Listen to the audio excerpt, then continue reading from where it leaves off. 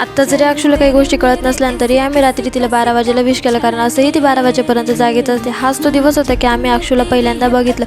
Good morning. तर आजचा दिवस खूप स्पेशल होता, म्हणून म्हटलं स्पेशल दिवसाची सुरुवात काहीतरी चांगल्या गोष्टीपासून करूया. त्यानंतर म्हणून तिला दर्शनाला नेलं आणि मस्त असं दर्शन वगैरे केलं. त्यानंतर घरी आल्यानंतर डेकोरेशन बाकी होतं. तिची आत्या डेकोरेशन करत होती. त्यानंतर डेकोरेशन वगैरे त्या करत होत्या. म्हटलं मी तोपर्यंत चिवडा वगैरे करून घेते. मस्त चिवडा वगैरे बनवला संध्याकाळसाठी. त्यानंतर अक्षवी सांगत होती की चिवडा खूप छान झाला म्हणून. संध्याकाळी लगेच अक्षवीला रेडी केलं. खूप गोड दिसत होते अक्षवी. त्यानंतर लगेच केक वगैरे आला. तिचे पप्पा वगैरे केक काढत होते. त्यानंतर औक्षणाची तयारी केली. मस्त ताट वगैरे रेडी केलं आणि सर्वांनी औक्षण वगैरे करून घेतलं. त्यानंतर तिच्या आतून ते आले होते. जास्त काही पाहुणे बोलवले नव्हते. घरातल्या घरातच बड्डे करायचं ठरवलं होतं, कारण पहिला बड्डे असला तर असं वाटतं की रडल वगैरे, पण अक्षवने काहीच रडली नाही, काही नाही. खूप छान मस्त बड्डे एन्जॉय केला तिने पण तिचा.